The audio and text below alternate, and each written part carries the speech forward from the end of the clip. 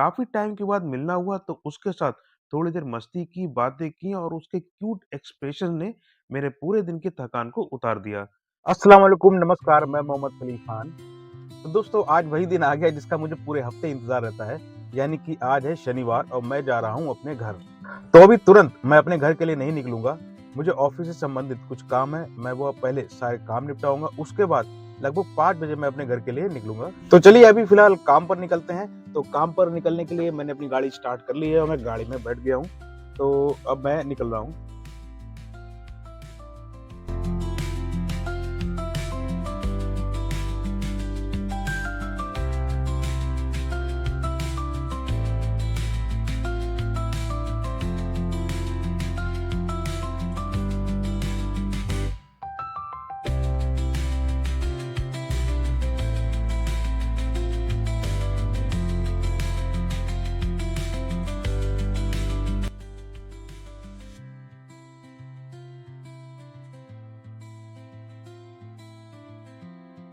सबसे पहले तो मैं आज सुबह-सुबह पहुँच गया बिलारी तहसील।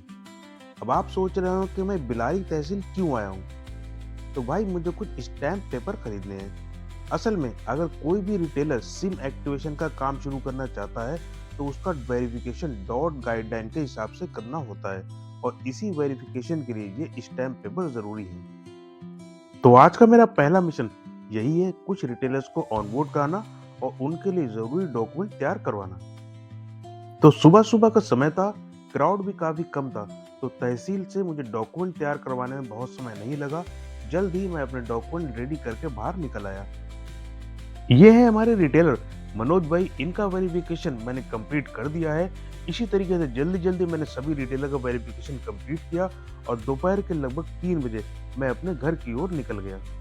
घर की ओर जाते हुए लगभग 2 से ढाई घंटे ड्राइव करने के बाद मैं बदायूं बरेली हाईवे पर बंटी स्वीट शॉप पर रुक गया। यहाँ पर मैंने गरम गरम चाय और पकौड़ों का मस्त आनंद लिया। लॉन्ग ड्राइव के बाद बस यही रिफ्रेशमेंट चाहिए है। थोड़ा सा आराम करके मैंने फिर से कार स्टार्ट की और घर की ओर निकल पड़ा। बंटी स्वीट शॉप से निकलने के बाद मुझे 2 रेलवे क्रॉसिंग का सामना करना पड़ा और दुर्भाग्य से दोनों ही रेलवे क्रॉसिंग बंद थी।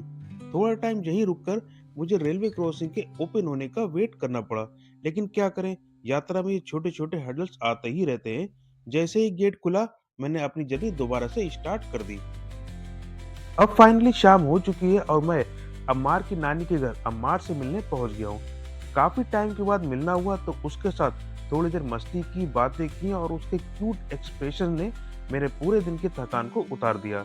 कुछ वक्त स्पेंड करने के बाद मैं फिर से अपने घर की ओर निकल पड़ा, क्योंकि मुझे मेरी अम्मी और पापा के साथ में एक शादी के फंक्शन को अटेंड करने जाना है। घर पहुंचने के बाद मैं जल्दी जल्दी तैयार हुआ और अपनी फैमिली को लेकर हम निकल पड़े एक शादी फंक्शन में। वहां पर मैंने ढेर सारा स्वादिष्ट स्वादिष्ट खाना खाया और काफी टाइम के बाद अपने सभी दोस्तों से मुलाकात भी हुई। मूड पूरी तरह रिफ्रेश हो गया है। तो दोस्तों, आज के ब्लॉग में इतना ही। अब मिलेंगे नेक्स्ट ब्लॉग में। तब तक के लिए धन्यवाद।